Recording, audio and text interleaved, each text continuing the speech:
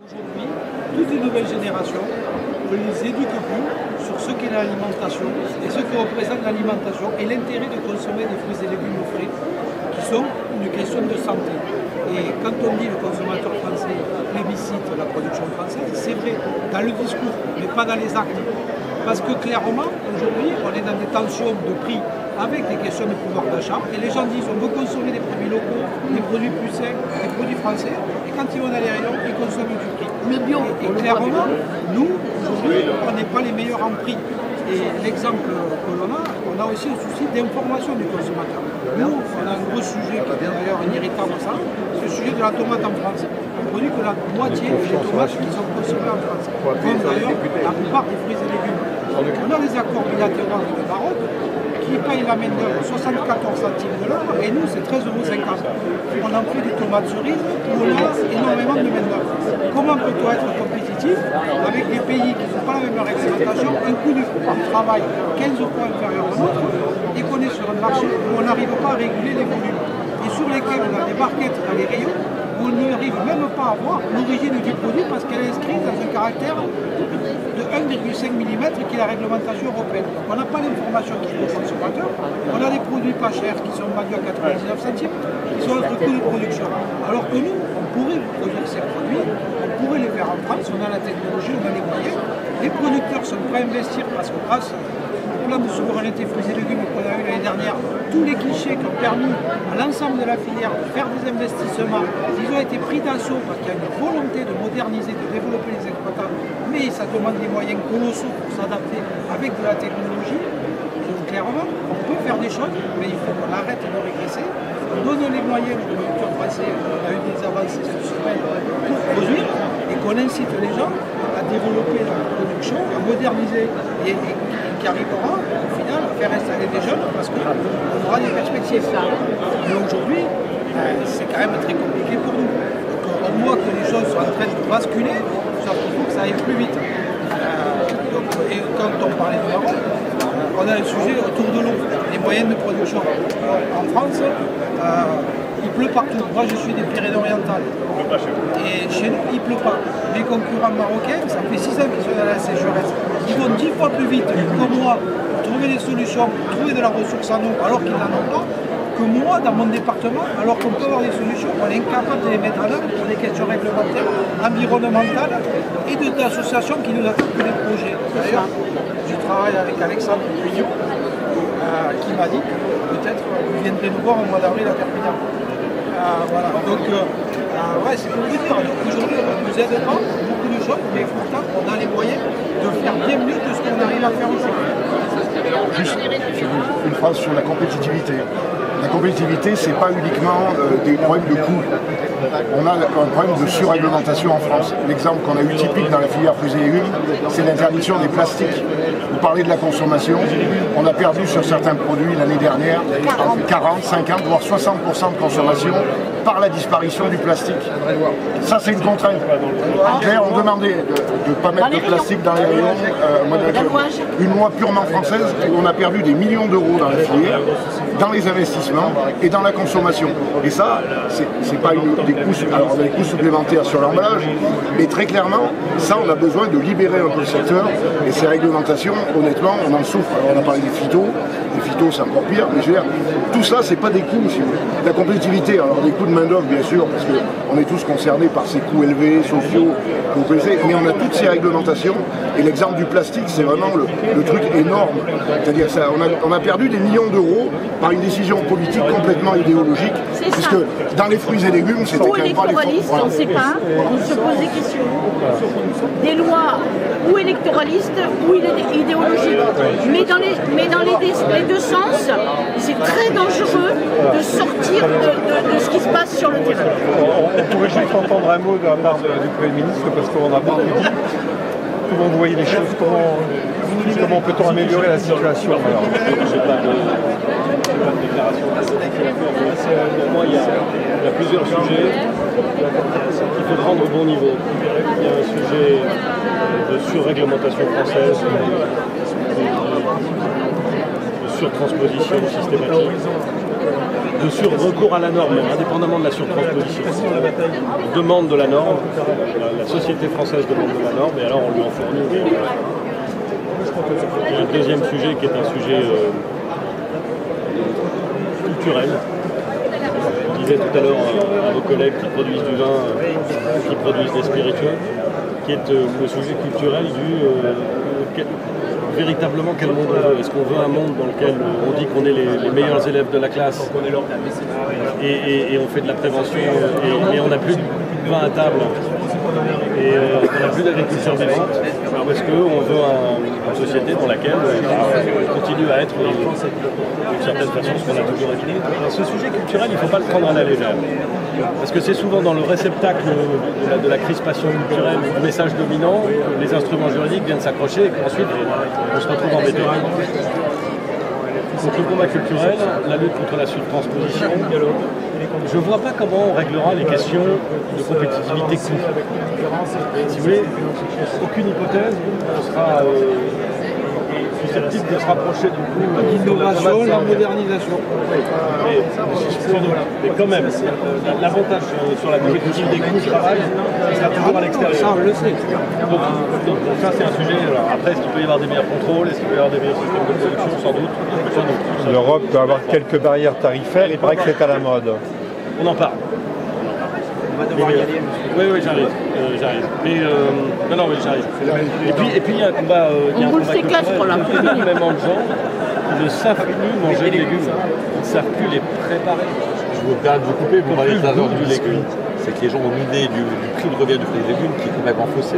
Quand on dit 1 kg de pommes, ça vaut 2,80 €, c'est très cher. Mais un McDo, ça vaut 5 €. 1 kg de pommes, vous n'en mangez pas. Donc il faut peut-être aussi qu'on ait une culture du prix de rémunération. C'est des... C'est fascinant. Nous, au Havre, on n'a pas de cuisine centrale. On fait la cuisine dans chacune des cantines. On a 91 écoles et on a 73 cantines. Et on le fait parce qu'on essaie de valoriser des produits, on essaie de faire la cuisine près de l'endroit où les enfants consomment. On a énormément de demi-pensionnaires parce que c'est une vie assez pauvre. Donc souvent, le bon repas, il est fait là. C'est fascinant les réflexes de nos enfants. Et c'est pas simplement la jeunesse qui change, c'est leurs parents, enfin même leurs grands-parents, qui ont perdu le réflexe de faire la cuisine. Ah, les femmes qui sont sorties du foyer, on aurait dû rester au foyer. Mais n'empêche que c'est vrai, vous le voyez bien. Ah, j'ai pas dit ça, mais n'empêche que c'est vrai. Non, j'ai pas dit que c'était parce que les femmes travaillaient. Merci, les femmes travaillent, ma mère travaille, et j'espère que ma fille travaillera. C'est pas le sujet. Ce que je veux dire, c'est que je trouve que la cuisine, c'est d'ailleurs un truc qui m'inquiète, parce qu'on vit avec l'idée qu'en France, on a la meilleure cuisine du monde, qu'on a un art de la cuisine. Mais n'empêche que quand vous vous promenez vraiment, vous allez dans d'autres pays, vous trouvez une diversité, un respect du produit qui est plutôt plus grand que ce que je vois en France aujourd'hui. Donc je trouve que dans l'apprentissage des goûts, dans l'apprentissage de ce que c'est qu'une orange et pas un jus d'orange industriel transformé 50 fois, dans ce que c'est qu'une pomme, dans ce que c'est que la façon dont on peut manger autre chose qu'une pizza ou des pâtes. J'adore les pâtes. Mais les pâtes, il faut bien les manger avec quelque chose. C'est bien un projet pédagogique, c'est bien un projet culturel. Oui, absolument. Et en fait, je trouve qu'on oublie trop souvent la sphère culturelle dans le débat sur l'agriculture. On est complètement d'accord. Vraiment. Mais en même temps, une fois que vous avez dit ça, c'est vachement difficile de transmettre. Ça veut dire aussi que c'est un travail d'une profondeur et d'une complexité. Il faut l'assumer. C'est l'éducation. La communication est une chose, mais ce travail-là, et c'est là où l'intervention a vraiment vocation à être sur ce terrain complexe de la pédagogie, de l'accompagnement. Oui, enfin complexe ou bien, je veux dire, du coup, je vais distribuer une pomme pour manger. Mais je suis normand, j'ai un peu une obsession de la pomme, il faut bien reconnaître. Je comprends d'ailleurs que, quand vous étiez Premier ministre, à Matignon, il y a un pommier planté. C'est moi qui ai planté. Voilà, c'est ça, je me souviens de ça. Il reprend le flambeau de Jacques Chirac. Il était très pomme aussi, Jacques Chirac. J'ai été très corona, comment. Mais j'ai été le premier en effet à planter un arbre fruitier à Matignon. Tous les arbres étaient des arbres. Je me souviens de cette image, en effet, ouais. On a planté un peu chien. Bah, allez, on vous retient pas plus. On fait la photo. On fait la photo. Concernant la loi qui vient d'être votée.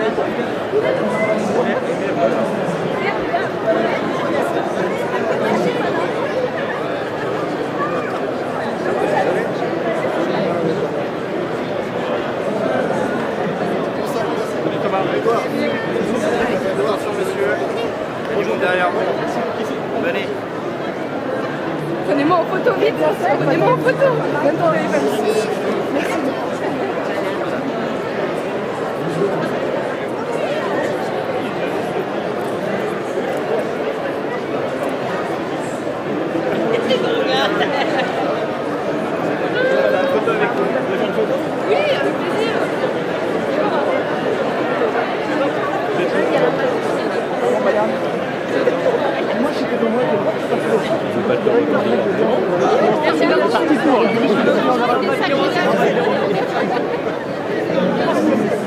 Ça reste des 3 mètres, c'est ça? Il ne fait pas 3 mètres. Est-ce que la loi qui vient d'être adoptée le 20 février éventuellement? Vous savez, je dis toujours, vous êtes même le maire et je vous suis de... Merci monsieur. Merci beaucoup. Bravo, bravo.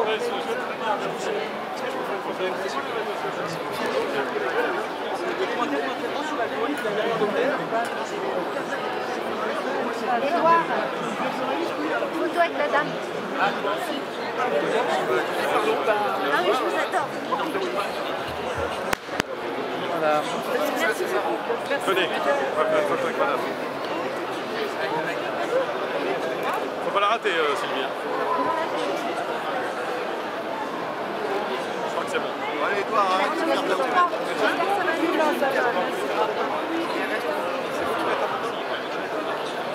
Parfait, merci beaucoup. Bonne journée, au revoir madame. Merci. Bonjour. Souvenez-nous.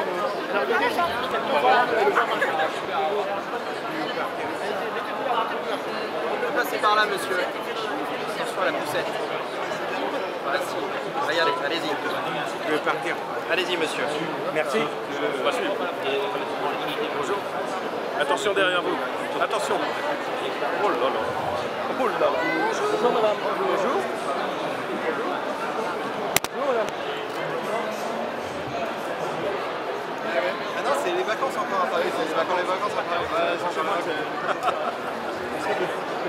moi, bon, super, elle a profité. Au revoir. Bon salon, merci. Salut Thomas. Edouard. Bonjour, comment tu t'appelles Edouard? C'est une photo. Bonjour Rémi. Qui c'est qui prend la photo? Alors, en avant pour Rémi.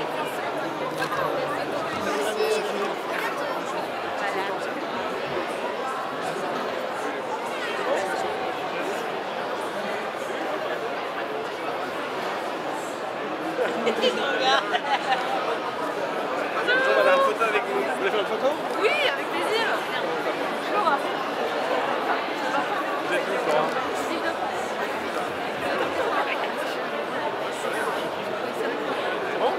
Merci à vous. Enlève la sucette. Enlève la sucette. Enlève la sucette. Enlève la sucette. Enlève la sucette. Alors, on va faire. Enlève la sucette. Bonjour.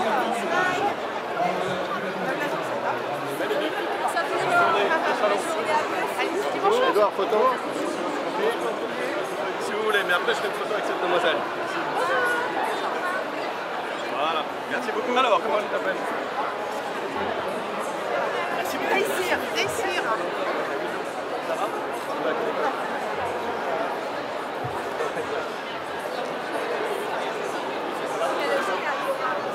Regarde, on va faire une photo. Super. Merci. Génial. Merci beaucoup. Je vous en prie. Charmant. Mon Dieu. Remarque si t'as envie d'avoir l'air con. Allez, vas-y. Ah ben, ça va? Oui. Il fait bon, hein? Elle doit avoir chaud. Vous êtes une dame ou un monsieur? Une dame. Ça se voit. Elle doit avoir chaud. Elle doit Allez, avoir un c'est petit bon. peu chaud. Elle doit mourir de chaud. Elle doit mourir de chaud. Juste pas des réparations sur le long terme qui ne mènent à rien. Il faut vraiment se donner des perspectives. Et c'est ce qui manque dans le sud de la France. C'est ce qui a généré ce que tu évoquais tout de suite. Il y a quand même chez nous les sujets qu'on aura autour de l'eau. Ouais, tu comprends ça. Voilà. Réserve et préservation de la ressource. Et préservation de la ressource, alors chez vous, Je sais pas si c'est très bien. Mais comment aussi on arrive à sortir de politique publique en silo, une politique gérée par l'agence de l'eau pour la qualité de l'eau, une politique par le LTE sur les volumes, une politique sur par l'ADEME, une politique sur le carbone par une autre branche de l'ADEME. Ça ne fait pas un projet s'il y a un agriculteur. Et à un moment, si on veut avoir un projet avec l'agriculteur, il faut être capable de les voir, de lui dire, de comprendre ses problèmes, c'est ce qu'on essaye de faire au quotidien, mais de lui dire, bon mais maintenant on va essayer de bâtir un projet pour ton exploitation. Et là on a un mal de chien pour aller chercher les politiques publiques qui sont gérées très en silo. Et on avait le cas sur la COP où on a une réflexion avec les industriels ou autres, et on a avancé sur une forme de proposition, mais on voit bien que... Voilà. Bonjour. Bonjour. Vous êtes magnifique. Bon. Alors là, ça rigole pas là. Vous viendrez en Mayenne quand on serait élu. Et je suis déjà venu en Mayenne. Oui, déjà bien. Quand vous avez été élu, vous viendrez en Mayenne. Forcément, même avant. Même avant. Bon, mais tant mieux. Oui, parce que ça vous fait pas loin. Ça vous fait pas loin un peu. Là, vous êtes à côté. C'est vrai. Bonjour. Bonjour. C'est Cécile oui. Département en charge de l'agriculture. On est ravis de vous accueillir sur notre stand. Bonjour. Bonjour. Oui, ça va bien. Bonjour, ça va? Vous allez bien? Ça se passe bien? On aurait besoin un peu de soutien dans l'heure. Les projets qui ont du mal à passer au niveau métallique, c'est ça les populations. Même chez moi, qui est une ville industrielle, on a le prix de l'industrie, on avait un super projet de méthanisation, les populations en veulent pas, et c'est vachement intéressant. Merci, bon courage. Merci. On ne verra pas sans vous. Ah non? Ah, bien ça, oui, parce que dans l'heure. Oui. Parce que j'ai une entreprise agricole. Je fais du suivi à la récolte et l'épandage de matière aussi. On aimerait bien prendre ce côté à diminuer le chimique pour repartir sur tout ce qui est liquide, tout ça, et on a du mal à se faire accepter ce projet-là de venir ici. Merci, bon salon à vous. Merci à vous. Au revoir. Voilà, bon après, le salon, ça reste quand même un moment de communication positive. C'est incroyable pour passer des messages. Attention, pardon.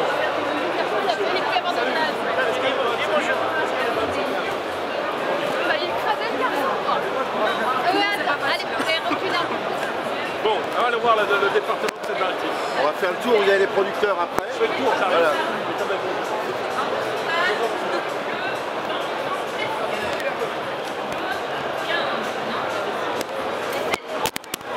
Elle est bonne notre bière? Juste bonjour à... Ouais, bien sûr. Bonjour, vous allez bien? Bonjour. Bonjour. Elle est bonne votre bière? Vous voyez goûter? C'est juste un...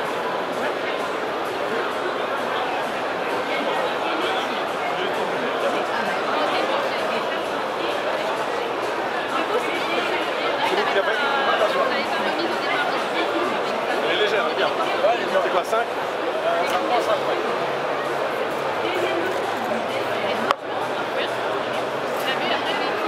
Très bien, vous mourriez. Très bien.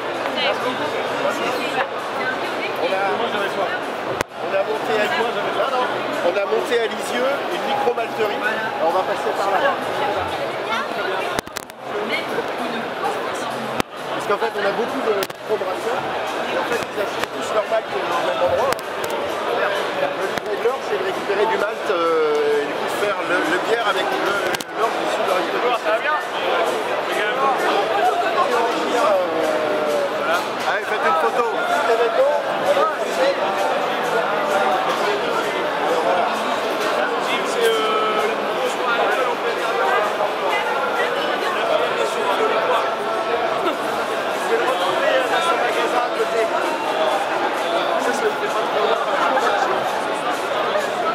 Je sais bien, ça si vous le retrouvez, c'est pas très loin.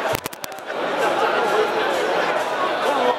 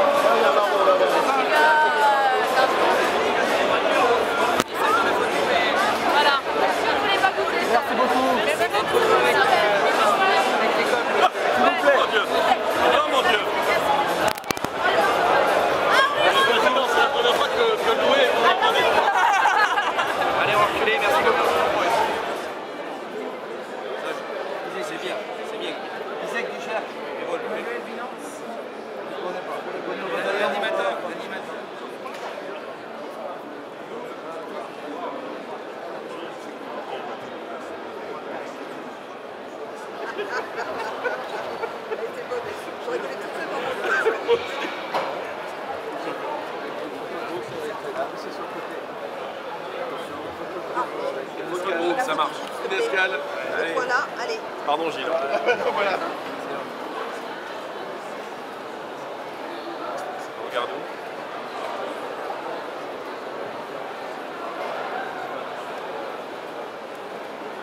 Je crois qu'on est bon là, non? Merci. Non, je pense qu'on est bon. Oui. En avant. Allez. Merci. Merci. Ah oui, c'était trusté par le Nord en fait. Alors où est-ce qu'on va là? Regarde le PP. Jordan,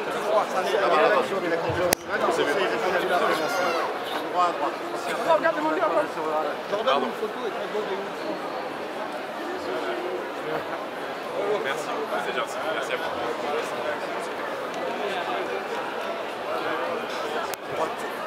À droite.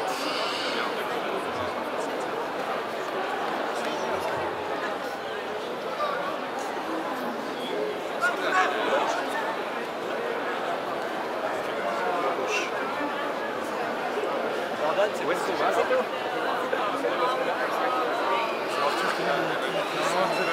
Tu vas déguster du boulga.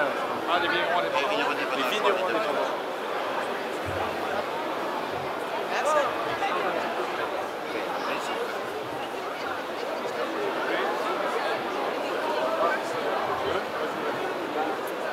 Et voilà, super, merci. Merci. Bonjour.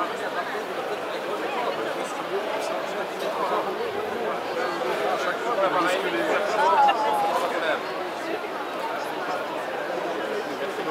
c'est moi, merci. Mais non, mais allez-y. Allez. Hop, excusez-moi, monsieur, excusez-moi.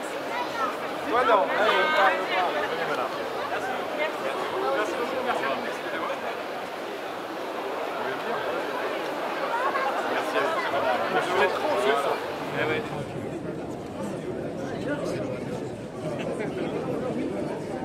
Je sens qu'il dit vraiment j'en fais sur les dingueries, c'est clair. C'est une drapeau et tu verrais.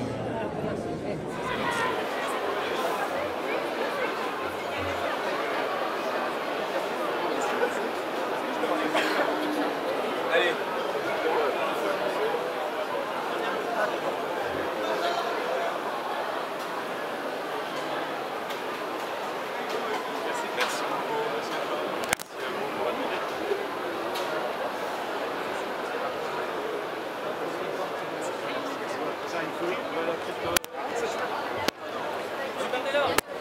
Merci beaucoup. Bien sûr, venez. Merci.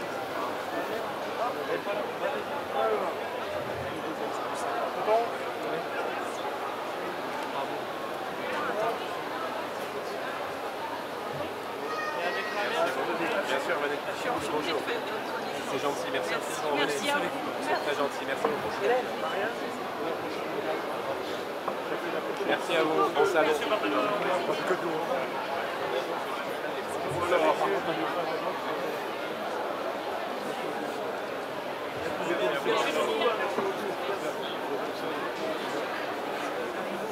Ça va bien toi? Et la crème photo?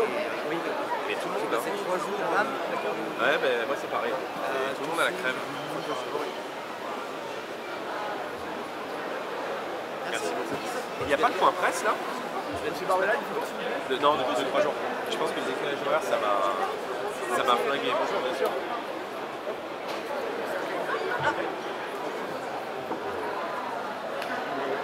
Merci à vous, bonne journée. Courage. Bien sûr, venez. Allez.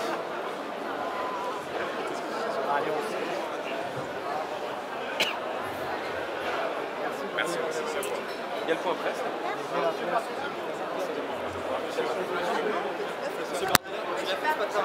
Non, je crois que c'était après le...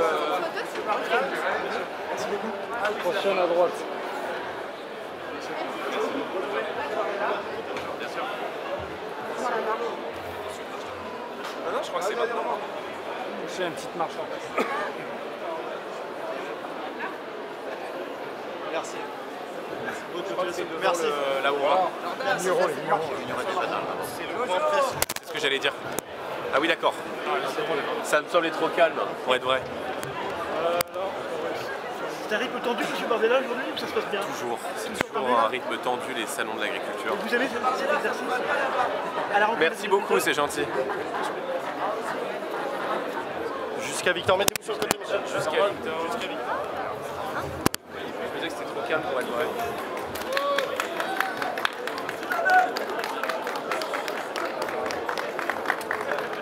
Qui se lance? D'abord un mot général sur... J'allais dire généralement c'est BFM. Voilà, mais c'est moi. Un mot général sur votre visite depuis ce matin, les enjeux agricoles, les politiques très importants. Qu'est-ce qui vous frappe? Bon, écoutez, ce qui me frappe, c'est que depuis le début de l'année 2024, l'année dernière, rien n'a fondamentalement changé dans les inquiétudes et les revendications qui sont celles de nos agriculteurs. L'agriculture est aujourd'hui à la croisée des chemins.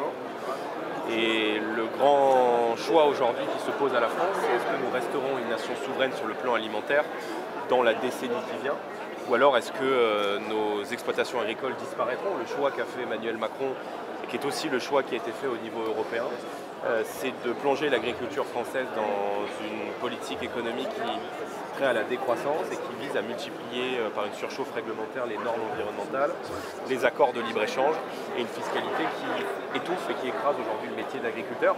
Nos agriculteurs ne veulent pas vivre d'aide, ils veulent pouvoir vivre de leur travail. Et je crois que sur ce sujet, rien n'a fondamentalement changé depuis l'année dernière. Donc c'est vrai qu'en façade, ça peut sembler plus calme, mais je pense qu'il faut se réjouir qu'on puisse avoir des débats et qu'on puisse aborder le sujet de l'agriculture de manière apaisée. Mais je peux vous dire que la colère est très forte dans le monde agricole et que les annonces qui ont été faites par le gouvernement sont très largement insuffisantes. Et moi, je suis venu spécifiquement appeler à la mobilisation d'abord contre le Mercosur, qui est un énième accord de libre-échange, en partie avec l'Amérique latine, qui va entraîner une concurrence déloyale terrible pour nos agriculteurs. Et évidemment, je suis en campagne contre le Green Deal et contre le Pacte Vert, parce que je pense que toutes les grandes puissances qui aujourd'hui réussissent dans la mondialisation, à commencer par ce que prévoit de mettre en œuvre le président américain, c'est un soutien à leur marché intérieur, c'est la défense de leurs intérêts. Or, nous qui avons déjà l'agriculture la plus propre au monde, on s'impose des normes et des règlements qui ne sont pas appliqués aux produits qui rentrent sur notre territoire. Donc si on veut sauver l'agriculture française, il faut mener la bataille contre le Pacte Vert et contre le Green Deal qui est inspiré de l'écologie punitive. Est-ce que vous avez les moyens de faire un projet de Green Deal? Vous avez les moyens de mettre fin au Green Deal? Aujourd'hui, la balle est entre les mains des Républicains. Moi, je suis à la tête du 3e groupe du Parlement européen. J'ai proposé à toutes les forces patriotes du Parlement européen, à commencer par le groupe ECR et ESN, que nous nous mettions autour d'une table pour exiger l'abrogation de ce pacte de décroissance qui pèse aujourd'hui sur les entreprises européennes, évidemment sur nos agriculteurs, mais aussi sur notre industrie automobile, mais aussi sur notre énergie nucléaire. Le PPE, je le souhaite, devrait pouvoir s'y associer. Donc si aujourd'hui l'agriculture française est plongée dans la décroissance, en raison de ce pacte vert et de la stratégie de la ferme à la fourchette qui en découle, c'est la déclinaison agricole du Green Deal, c'est en grande partie de la responsabilité désormais du PPE. Donc moi je les appelle à être courageux et à rompre la situation de presque d'otage dans laquelle ils se trouvent depuis très longtemps avec la gauche et avec les macronistes au Parlement européen. Monsieur Bardella, vous revenez de Washington, vous avez tenté de participer à la conférence des conservateurs américains. Est-ce que vous regrettez finalement d'avoir voulu vous mettre participer à une conférence où il y avait des figures radicales conservatrices? Non, je ne regrette rien et je me réjouis que tous les partis patriotes, non seulement d'Europe mais du monde, puissent se retrouver, puissent travailler, avancer ensemble, parce que je crois qu'il y a dans ces différents partis politiques de par le monde et désormais dans de plus en plus de gouvernements occidentaux. Trump l'incarne aux États-Unis, nous l'incarnons en France, nous l'incarnons avec nos alliés en Europe. Maintenant, il est certain que le geste de Steve Bannon était une provocation qui, moi, ne me fait pas rire.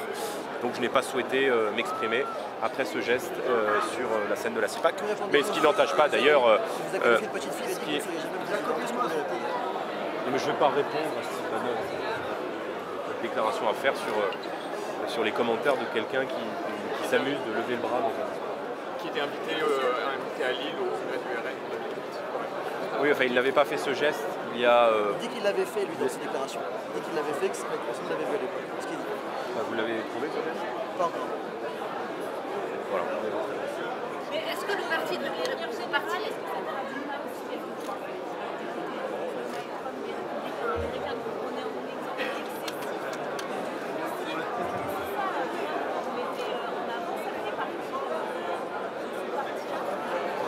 Non mais madame, si on ne discute qu'avec des gens qu'on trouve qu'on considérait être comme nos amis et nos semblables, alors à ce moment-là, on discute avec personne.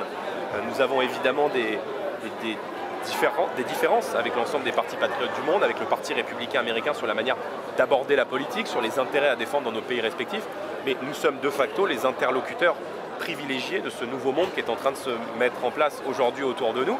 Et donc ce voyage, ça a aussi été l'occasion d'abord de nous faire connaître auprès des médias américains, et j'ai eu l'occasion de m'entretenir et de réaliser des entretiens avec beaucoup de vos confrères et beaucoup de chaînes de télévision là-bas, mais aussi avec des cadres du Parti des Républicains, des élus du Parti des Républicains.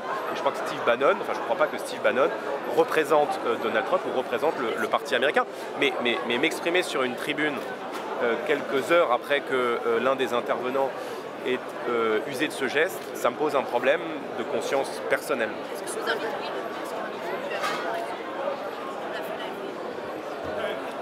C'est pas prévu, mais je ne m'interdis pas d'avoir des relations avec, encore une fois, tous les partis patriotes du monde. Et c'était aussi d'ailleurs l'objet de ce déplacement à Washington et des nombreuses rencontres que nous avons pu avoir en marge de la CIPAC. Moi, je souhaite préparer notre accession au pouvoir. Voilà. Et préparer notre accession au pouvoir, ça veut dire non seulement crédibiliser l'offre politique et celle du Rassemblement national en France, ça nous le faisons depuis plus de 10 ans, mais ça veut aussi dire être en capacité de remettre sur pied une diplomatie française libre et indépendante qui s'est aujourd'hui totalement effondrée sous le poids des décisions d'Emmanuel Macron. Quand je vois aujourd'hui qu'un conflit aux portes de l'Europe va très certainement se régler entre le président des États-Unis et le président russe, alors même que c'est notre sécurité et nos intérêts qui sont en compte, ça veut bien dire qu'aujourd'hui la voix de la France n'est plus audible sur la scène européenne. Et quand on voit que le ministre des Affaires étrangères qui refuse de s'adresser au gouvernement de la Fédération de Russie dans le cadre de potentielles négociations de paix, mais qui se roule par terre devant le nouveau régime syrien qui a à sa tête les héritiers de Daesh et d'Al-Qaïda, bah oui, ça me pose un problème et je pense que ça abîme l'image de la France et l'image de la diplomatie française.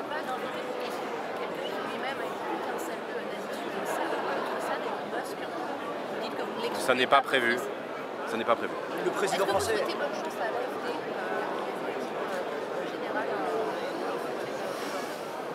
C'est un jour d'élection dans un pays voisin, donc j'éviterai évidemment de m'exprimer, mais je souhaite que le peuple allemand reprenne le contrôle de son destin, et je crois que le phénomène migratoire aujourd'hui et ce qu'il peut induire, on l'a encore vu ces dernières heures à Mulhouse, mais aussi ces derniers jours en Allemagne, remet en cause aujourd'hui les grands équilibres des sociétés européennes, à commencer par la sécurité de nos compatriotes. Quelle conclusion vous tirez de ce qui s'est passé à Mulhouse ?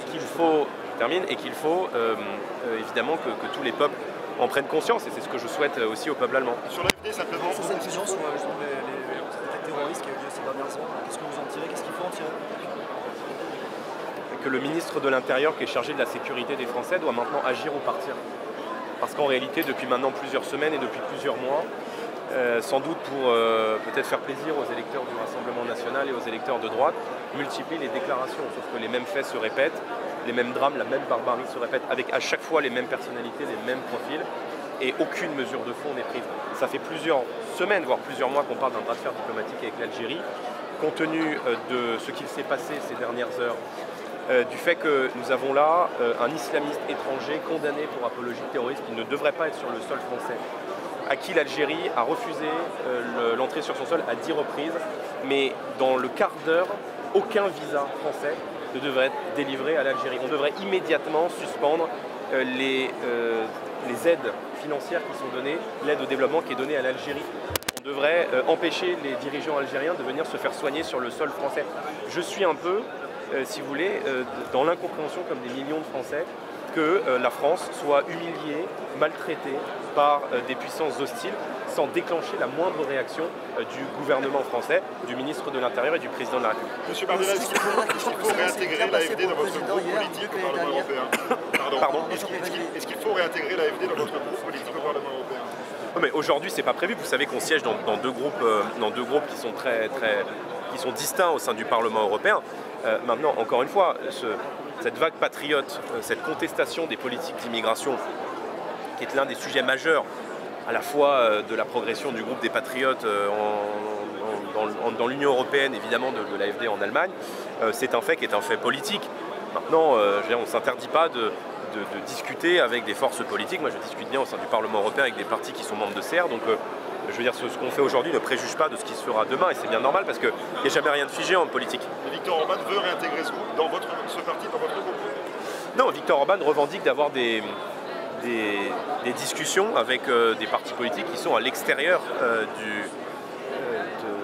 de notre groupe aujourd'hui, qui est le 3e du Parlement européen. Mais mon ambition, c'est pas de rester le 2e groupe du Parlement européen, c'est de devenir le 2e et peut-être un jour le 1er, parce que ce qu'on fait au Parlement européen ne sera qu'une force d'appui pour le changement de fonctionnement de l'Union européenne qu'on souhaite demain mettre en place au sein du Conseil. Qu'avez-vous pensé de la visite du président Macron hier? Vous savez que l'année dernière, ça a été catastrophique, il y avait eu beaucoup de violence. Cette année, a priori, c'est mieux passé pour lui pendant 12 heures, même si évidemment il y a eu la troisième news qui l'a écouté. Qu'est-ce que vous avez pensé de cette visite? Moi, je pense que le calme inhérent à la visite d'Emmanuel Macron vient du fait qu'il y a une réalité politique qui se traduit par le fait qu'il n'a plus le pouvoir aujourd'hui. Donc probablement cette nouvelle donne politique aide à des déplacements plus calmes du président de la République. Je veux dire, moi je ne suis pas pour les violences, je ne suis pas pour le désordre. La fonction du président de la République, elle doit être respectée, mais il faut que ce respect il soit réciproque. Et il y a des déclarations en France. Le problème, c'est qu'ils font le contraire au Parlement européen. Et donc, si évidemment Emmanuel Macron souhaite véritablement et sincèrement protéger l'agriculture française, alors à ce moment-là, il doit s'opposer au Mercosur, faire la chaise vide. Mais, pardon. Il dit que c'est l'émission de Ursula von der Leyen et que la France est très claire, qu'on a des problèmes avec les Allemands qui ne sont pas sûrs, et l'Espagne par exemple. Lui, il dit que la France est claire. Oui, mais le simple fait, si vous voulez, que la présidente de la Commission européenne s'en aille le jour où la France n'avait pas de gouvernement en Amérique latine pour sceller l'accord du Mercosur, sans que cela ne sous-tende à une réaction immédiate de la France, veut dire quelque chose. Et veut dire qu'en fait, Emmanuel Macron n'arrive plus à défendre les intérêts de la France sur la scène européenne et que ce seul sujet du Mercosur devrait entraîner à minima la chaise vide ou au mieux la menace de la France de ne plus verser sa cotisation au budget de l'Union européenne. Parce que je pense qu'on ne transige pas avec la défense de notre agriculture et qu'en réalité, ces accords de libre-échange sont faits pour permettre à l'Allemagne d'exporter des Mercedes avec notre agriculture considérée comme une variable d'ajustement. Ça ne sert à rien pour vous que le président de la République aille demain à la Maison Blanche à Washington, ou est-ce que ça a un intérêt pour tenter de peser dans ces négociations avec d'un côté la Russie et de l'autre Donald Trump? Le problème, c'est que le président de la République, Emmanuel Macron, n'est plus perçu comme le représentant de la diplomatie française héritée du général de Gaulle, autonome, indépendante et équidistance de tous les grands conflits mondiaux. Il est perçu comme le collaborateur de la présidente de la Commission européenne.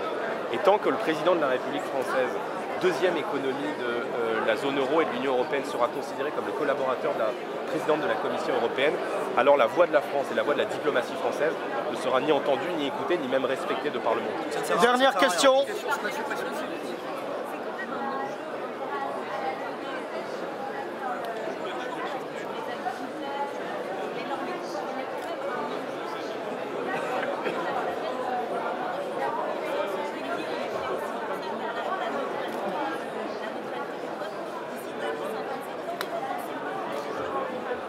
Quand on sera tous morts, on sera effectivement très neutre en carbone.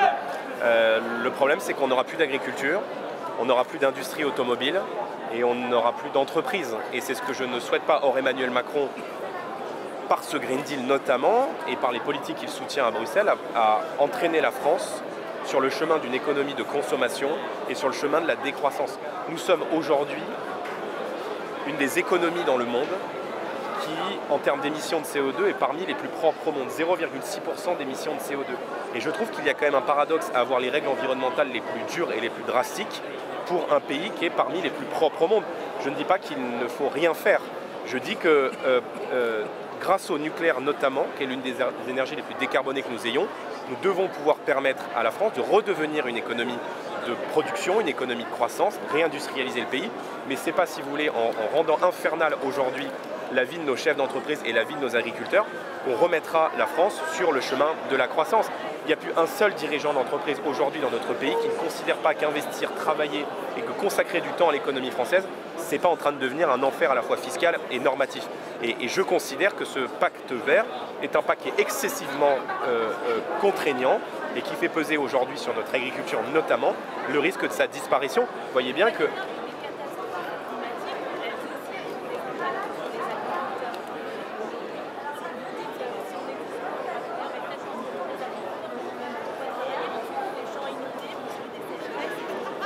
Non, je ne crois pas du tout. En revanche, les États-Unis et la Chine à eux deux, c'est 40% des émissions de CO2.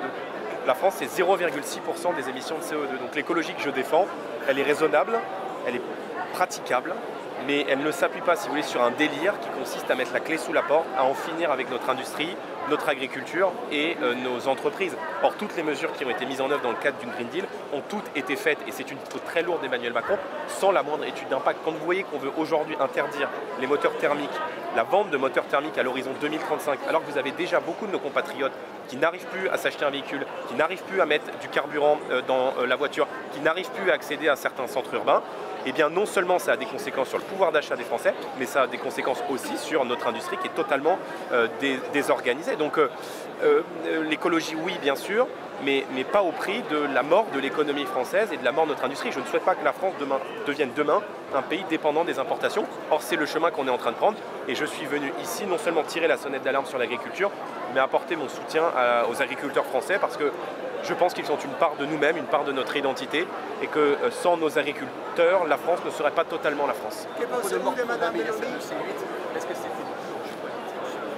ou alors l'application de la loi que vous avez dit Emmanuel Macron? Non, c'est une décision politique.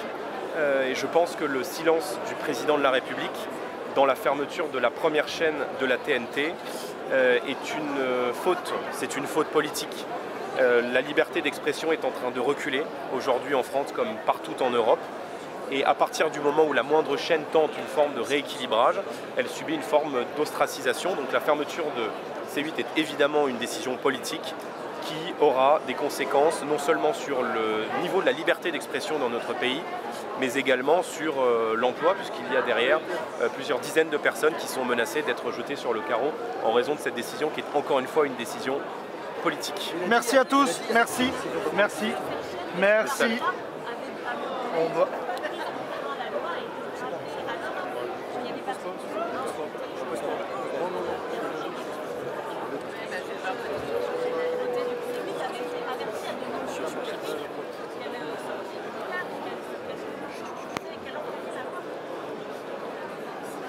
Vous avez c'est la liberté d'expression, selon la Cour européenne des droits de l'homme.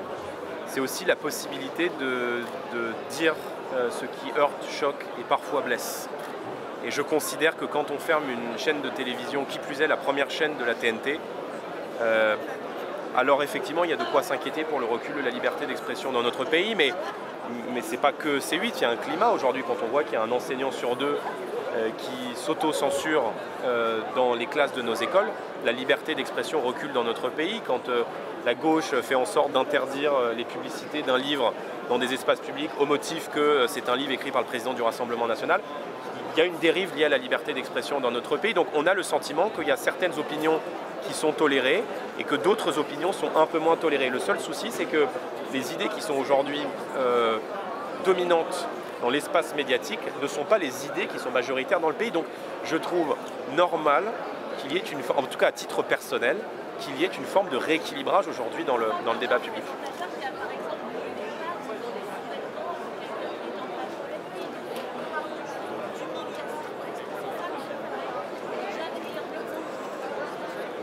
Et donc c'est quoi la liste en fait de ce qu'on peut faire et ce qu'on peut ne pas faire? Très bien. Donc on est revenu dans 1984 d'Orwell avec un ministère de la vérité qui dit ce qu'on a le droit de dire et de ne pas dire. Je pense que c'est une pente très dangereuse et que de considérer que sur un plateau de télévision, quand des invités se mettent des nouilles dans le slip, on doit fermer cette chaîne, je pense que c'est un peu léger, si je peux me permettre. Merci à tous, merci. On doit y aller. Des relations parfaitement respectueuses. Nous siégeons aujourd'hui avec la Lega dans le groupe au Parlement européen qui est l'allié de Madame Mélanie, mais elle fait partie de ces gouvernements patriotes qui sont le visage de cette grande nation que nous appelons de nos voeux. Et j'espère que nous aurons l'occasion demain de travailler avec Madame Mélanie et M. Salvini. Merci. Oh, ça c'est sa décision. Il s'est passé quand même quelques heures entre le geste de M. Bannon et le discours de Mme Mélanie. Il se trouve que moi j'intervenais quasi dans la foulée à quelques heures d'intervalle, que ça me posait un problème de conscience personnelle, mais c'est important de dire que ça ne doit pas entacher la légitimité de l'ensemble des partis patriotes avec lesquels nous allons continuer à discuter, avec lesquelles nous entendons travailler. Merci. Sur l'arrestation de Mohamed Amra, monsieur Bardella. L'arrestation de Mohamed Amra, il y a quelques jours, juste la météo.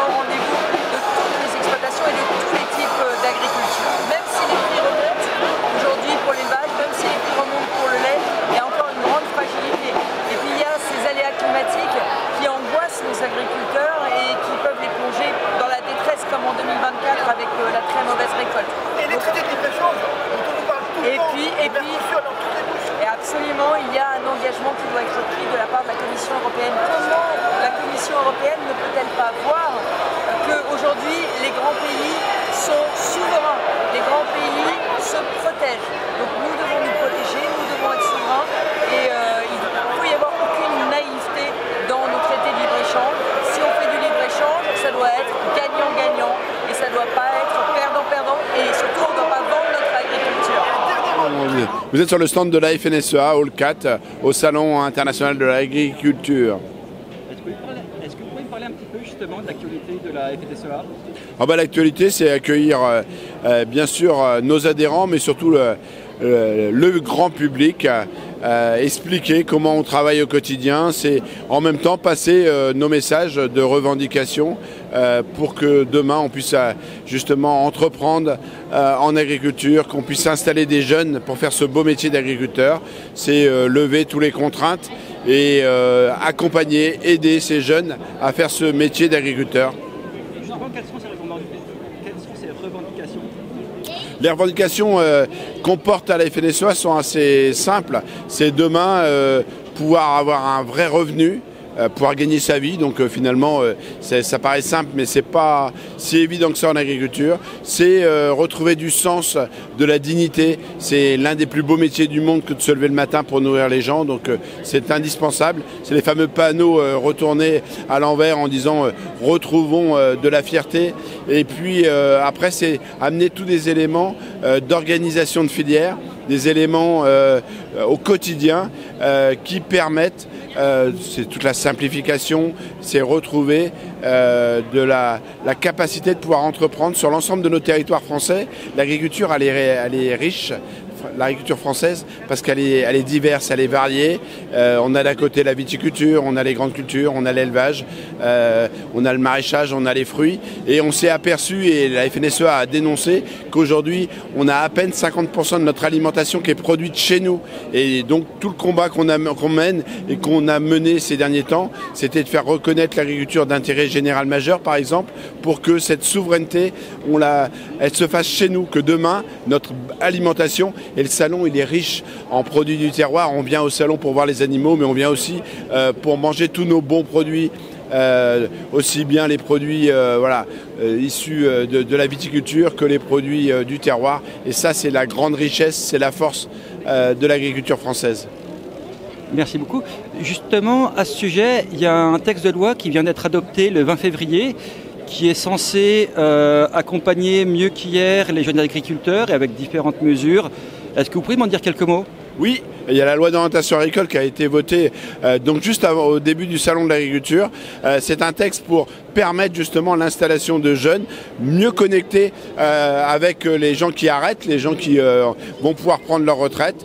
Donc il va se mettre en place un grand guichet unique France Agriculture pour justement accueillir ces jeunes, pour les accompagner. Ces jeunes, ils seront d'abord salariés peut-être, et après l'idée c'est qu'ils puissent à s'installer dans les exploitations, c'est leur trouver les moyens, des cautions pour que justement, parce que c'est souvent des montants financiers importants, et puis c'est aussi les aider sur la gestion technico-économique, sur la gestion technique d'une exploitation, leur dire aussi que pendant leur installation, ils vont gérer des périodes avec le climat, de voir aussi comment intégrer l'environnement, c'est des enjeux importants, la biodiversité, et les agriculteurs sont des acteurs de l'environnement. Donc c'est tous des éléments que ces jeunes vont pouvoir faire. Donc cette loi, elle va aussi amener des éléments justement pour faciliter la vie au quotidien, justement sur l'entretien des haies. Il y a des éléments sur la dépénalisation pour que enfin les agriculteurs soient vraiment reconnus comme des professionnels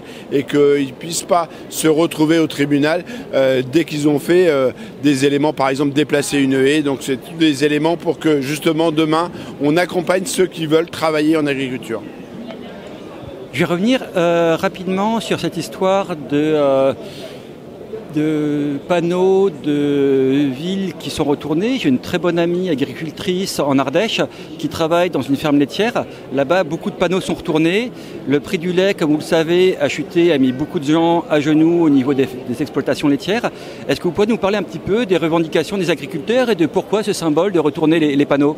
Alors on a retourné ces panneaux parce que on s'est aperçu qu'on marchait sur la tête, c'est-à-dire qu'on a mis tellement de réglementations qu'aujourd'hui, il ne se faisait plus un bâtiment. Quand il ne se fait plus un bâtiment d'élevage, oui, on finit par importer notre alimentation. On a retourné ces panneaux aussi parce que quand il y a, c'est des gens qui travaillent 70 heures par semaine, qui n'arrivent plus à gagner sa vie, c'est juste pas normal. Et donc, c'est tout le combat qu'on a mené à la FNSEA pour construire le prix, la prise en compte des coûts de production, le temps passé. Et c'est ce qui est en train d'arriver puisque, par exemple, en production laitière, en production de viande, aujourd'hui, on arrive à vivre bien de son métier. Je suis moi-même producteur de lait. Je peux vous dire que ça fait du bien quand, à la fin du mois, on s'aperçoit que notre travail, tout travail mérite salaire et qu'on a un revenu digne de ce nom qui va nous permettre déjà de vivre avec toute la famille, mais aussi d'investir dans tous ces éléments, justement, pouvoir stocker, pouvoir demain, pourquoi pas développer notre atelier et pourquoi pas faire de la transformation aussi. Donc, on a aujourd'hui une agriculture qui est plutôt forte en France. On n'a pas le droit de perdre un agriculteur. Il faut absolument que demain, les lycées agricoles sont plutôt pleins de jeunes qui veulent faire ce beau métier. Et ce salon, c'est l'occasion de rebondir et de redonner des couleurs à notre belle agriculture française. Vous avez tout à fait raison. Il y a un petit peu un problème d'attractivité de ce métier d'agriculteur. On sait que c'est un métier avec beaucoup de suicides, beaucoup de gens qui malheureusement mettent la clé sous la porte. Est-ce que vous pourriez nous donner quelques cas concrets, quelques anecdotes justement que vous avez pu soutenir auprès de personnes qui étaient en grande difficulté, vraiment des exemples concrets? Alors c'est aussi un des points forts de la FNSEA, c'est d'accompagner les agriculteurs quand ça va bien, mais aussi quand il y a des difficultés. On peut de temps en temps avoir des problèmes économiques, mais aussi des problèmes des fois de santé, des problèmes même de santé morale, parce qu'on voit bien que cette crise, elle est économique, mais elle a été aussi morale. Toute cette mobilisation depuis un an, on n'a jamais été autant d'agriculteurs sur les barrages. J'ai passé moi-même 12 jours à écouter, à échanger avec l'ensemble de nos agriculteurs et je crois que le soutien des Français a été exemplaire. C'est que les Français ont dit on veut être derrière vous et je crois que des exemples concrets aujourd'hui c'est d'accompagner des gens qui sont justement en difficulté financière, de réunir l'ensemble des acteurs, l'agriculteur au cœur des dispositifs pour que avec la coopérative, avec la banque on trouve des solutions. Ce matin par exemple au salon on a signé les premiers prêts de consolidation. Quand on a des difficultés, on étale la dette sur plusieurs années pour qu'on puisse rebondir en agriculture. Ce qui est bien, c'est que avec notre syndicalisme aujourd'hui, on n'est jamais seul. et qu'aujourd'hui il faut casser l'isolement qu'il peut y avoir. Vous savez, quand on est dans nos campagnes, des fois, on a un peu l'impression que tout nous tombe sur la tête. Non, allez voir les jeunes agriculteurs, allez voir le syndicalisme, puisqu'on est présent dans tous les départements, et c'est comme ça qu'on trouvera des solutions. On est un syndicaliste de solutions. C'est facile des fois de dénoncer, de dire il n'y a qu'à Faucon. Nous, on est au quotidien sur le terrain pour aider nos agriculteurs à ce que ce beau métier reste avec ses lettres de noblesse. Merci beaucoup. Récemment, j'ai interrogé justement vos confrères de la Confédération paysanne qui m'ont beaucoup parlé des questions de prix. Il semblerait que l'année dernière, le président a pris un engagement sur des prix minima qui n'ait pas été respecté. Il y a beaucoup de questions de tarifs qui sont justement entre le Mercosur, au niveau de la PAC, enfin des choses qui sont tout à fait incohérentes. Est-ce que vous pourriez nous parler un petit peu de ces incohérences au niveau des prix d'achat, que ce soit sur le conventionnel ou le bio, sur les petites ou les grosses exploitations ? Alors, sur les prix, c'est un enjeu majeur. Aujourd'hui, nous, en tout cas, à la FNSEA, on n'est pas forcément favorable à un prix plancher, parce qu'un prix plancher devrait vite devenir un prix maximum, alors que la vraie vie, c'est qu'on vit avec des charges, et on est comme tous les Français, l'électricité a augmenté, le carburant a augmenté, donc si nos charges augmentent et qu'on a un prix sur lequel on ne peut pas arriver à vivre, donc c'est pour ça qu'on porte le fait de prendre en compte nos coûts de production. Vous avez raison, il faut que aussi on puisse vivre avec des moyens de production. On voit qu'aujourd'hui, on faciliterait les accords, par exemple, comme le Mercosur. On est contre l'accord du Mercosur, puisque c'est pas du tout la même type d'agriculture. Chez nous, on parle en dizaines de vaches, si on parle de vaches laitières. Là-bas, on parle en dizaines de milliers en volailles, alors qu'aujourd'hui, on importe plus de 50% de la production de volailles. Chez nous, on parle en quelques dizaines de milliers de poulets produits à l'année. Là-bas, on parle en millions produits par semaine. Et donc, tous ces éléments-là. Et nous, ce qu'on dit par rapport à ces accords, on n'est pas question de signer ces accords qui sont complètement déloyales. Et alors qu'on n'est pas capable d'aller contrôler à l'entrée de l'Europe les conditions de production. On travaille aussi avec des produits interdits chez nous depuis des fois 20-30 ans. Donc c'est pour ça que ces éléments-là sont des éléments importants.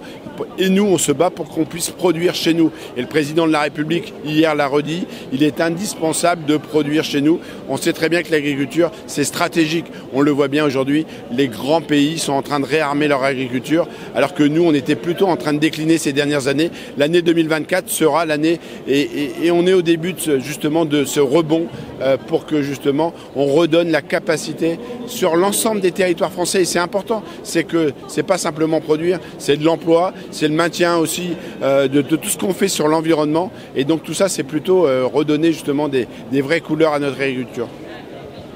Une dernière question par rapport à tous ces panneaux qui ont été retournés. Il y a justement un certain militantisme assez cordial entre les différents agriculteurs. Il y a quelque chose d'assez sympathique. C'est pas des cailloux qu'on jette sur les voitures. Il y a vraiment une action positive avec vraiment des symboles forts. Et pour donner justement un petit peu plus d'envie aux jeunes de se lancer, parlez-nous un petit peu justement de ce militantisme, pas joyeux, mais ce militantisme, on va dire, cordial entre les agriculteurs pour essayer de faire avancer les choses. En tout cas, le monde agricole est très organisé, et ça, c'est plutôt une force. La preuve, c'est qu'on arrive aussi à se faire entendre des politiques, même si c'est compliqué, c'est long.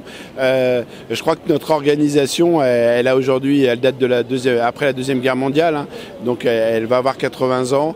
C'est la capacité, justement, entre les générations, à chaque fois, de se dire que c'est important, que c'est ensemble qu'on va réussir. Vous savez, tout seul, on va des fois peut-être plus loin, mais ensemble, on a la capacité de trouver et de s'organiser. Vous savez que pour peser face aux industriels, face à la grande distribution, on a besoin, sinon c'est le pot de terre contre le pot de fer, et donc c'est ce travail qu'on porte. Et puis, vous l'avez dit, c'est aussi important de lier avec la convivialité, c'est que nos réunions se font toujours quand même autour d'un verre, parce que le bon vivre à la française, c'est important. Autour d'un repas, il se fait beaucoup de choses, et je veux simplement terminer sur les valeurs qu'on porte. C'est aussi des valeurs de solidarité, mais aussi des valeurs d'engagement, des valeurs où on ne lâche rien. La FNSEA, les FED, comme on dit, la dynamique, elle est justement parce qu'on a partout des hommes et des femmes qui veulent absolument que notre métier soit reconnu.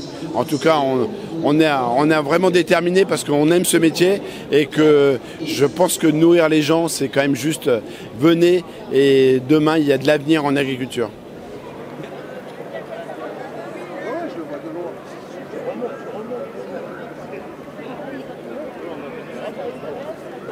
les trous pour éviter que ce soit nous les pieds et eux les sabots et les boulets.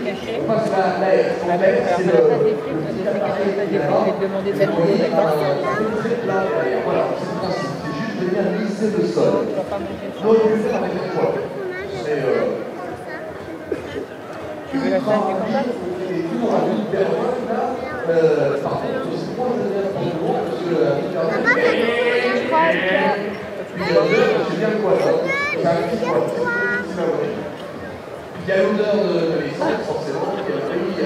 Attention, vous êtes filmé. Tu prends quoi, Scarlett? Mais regarde le truc. Moi j'aime que ça. Hein? Saucisse grillée à l'ego? Il faut essayer de transmettre le patrimoine aux générations futures. Le dioxyde de carbone, les gaz fluorés et les grands requins dans les 3 grands, c'est de l'eau aussi. Et j'ouvrais la porte tout à l'heure, on va la pousser en vidéo, on va faire passer des messages à la Sodium par exemple, en disant notre âme placée pour les déchets triés, par exemple, on parle de la attitude sur le Salon international de l'agriculture, c'est la bonne attitude vis-à-vis de la consommation et de la modération des produits agricoles,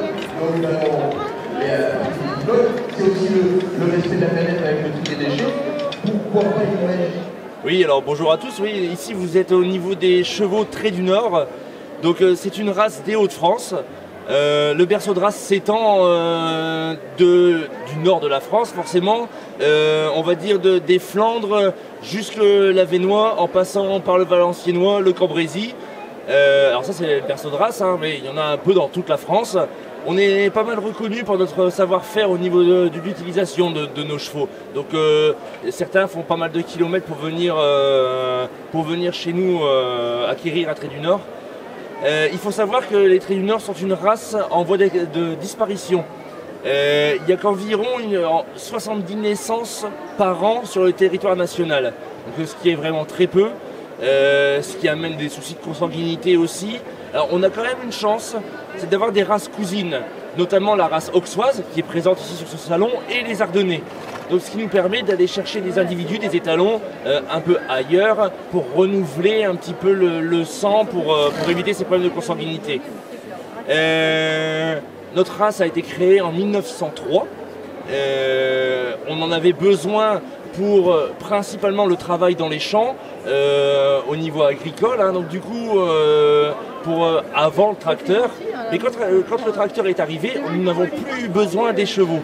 Donc il y a eu une diminution du nombre de naissances drastique et on arrive aujourd'hui à un point où on a vraiment un besoin de sauvegarde de notre race. Heureusement, nous sommes soutenus par notre région, les Hauts-de-France. Il y a tout un plan de sauvegarde des Traits du Nord, mais également des boulonnais, pardon. Dans les Hauts-de-France, nous avons 2 races de chevaux de trait sur les 9 qui existent en France. Le boulonnais et le Trait du Nord. C'est les 2 races à plus faible effectif. J'ai dit 70 naissances pour les Traits du Nord, c'est 150 naissances pour les boulonnais. Ce qui est très peu. L'objectif, c'est de chercher des débouchés pour nos chevaux, que ce soit dans le loisir, pour la petite balade du dimanche, hein, tout simplement. On a de la chance, c'est que nos chevaux de trait, malgré le fait qu'ils soient imposants, sont très calmes. On dit que ce sont des chevaux à sang-froid. Donc pour les personnes qui ont envie de se faire plaisir en attelage, ça c'est vraiment pas mal. Monter également, parce que nos chevaux se montent facilement. C'est très confortable, on sent bien la puissance en dessous. Pour le domaine sportif, alors quand je parle de sport, je ne parle pas de course, hein, évidemment, mais plus de la compétition, que ce soit de marathon, d'attelage, ou alors de traction vraiment pure, où là, nos Traits du Nord sont vraiment efficaces. Je vous ai dit qu'on en a eu besoin pour l'agricole, c'est pour ça qu'on retrouve des chevaux assez grands et aussi très trapus, avec vraiment beaucoup de muscles pour justement ces travaux-là qui étaient très exigeants physiquement finalement. Il y a une dernière utilisation qu'on arrive à développer aussi, c'est l'utilisation professionnelle. Voilà, moi je suis prestataire de service par traction animale, donc je vis de mon travail avec mes chevaux tout au long de l'année. Donc bon, c'est assez saisonnier. L'été, nous on fait des arrosages en ville par exemple. Donc on travaille beaucoup pour les communes, les collectivités. Donc l'arrosage en ville, c'est vraiment arroser les massifs, les suspensions dans les communes. On fait du ramassage de déchets, que ce soit des déchets ménagers ou les déchets verts. On fait également de la balade forcément, que ce soit pour des EHPAD, pour des fêtes. Après, il faut être mobile aussi, parce que là où on est le plus efficace avec les chevaux, c'est vraiment proche de chez nous, pour la dimension vraiment écologique. Après, il y a la dimension économique qui fait que parfois, il faut mettre entre parenthèses un peu l'écologie pour réussir à vivre aussi, et là accepter des prestations qui sont parfois un peu plus loin.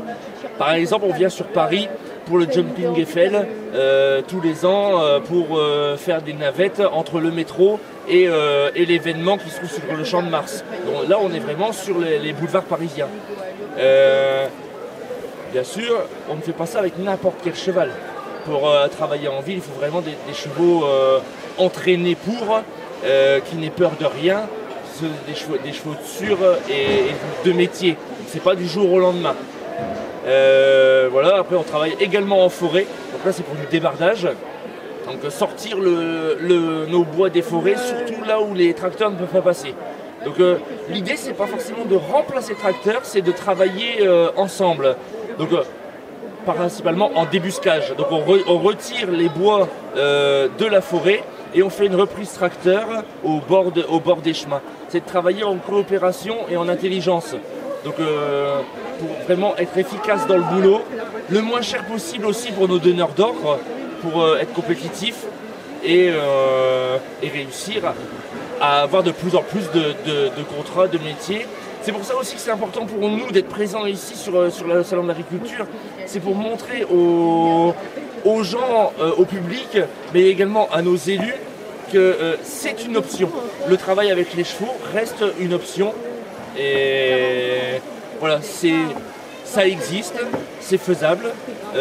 C'est des gens qui connaissent leur métier, leur domaine sur le bout des doigts, parce que c'est un métier passion. On ne gagne pas grand chose à travailler avec nos chevaux, mais voilà, on fait ce qu'on aime, on fait ce qu'on sait faire, et on espère le faire encore longtemps. Merci beaucoup. Une petite question, j'ai une très bonne amie agricultrice en Ardèche, qui a à peu près une dizaine de bêtes, donc ça va être des ânes, des chevaux, différentes races, que ce soit de balade ou alors elle a aussi un percheron. Actuellement, c'est vrai que c'est très compliqué pour elle en termes de... en ce moment, ces chevaux sont en pâture, ils n'ont plus de travail, entre guillemets, ils sont au chômage technique. Tout à fait. Comme de même, j'ai ma petite sœur qui fait de l'équithérapie, c'est un autre métier. Mais un petit peu par rapport à l'attractivité des jeunes, on voit que c'est un métier qui est un métier passion, mais difficile d'accès. Est-ce que vous nous en dire quelques mots? Alors, ouais, c'est un métier qui est difficile d'accès pour nos jeunes. Et justement, alors, il faut savoir qu'ici sur le salon, on est représenté par nos syndicats d'élevage. Et les syndicats d'élevage essaient de se battre justement pour intégrer des jeunes, pour réussir à les intéresser, mais aussi à les accompagner, que ce soit en termes de dossier ou en termes de savoir-faire.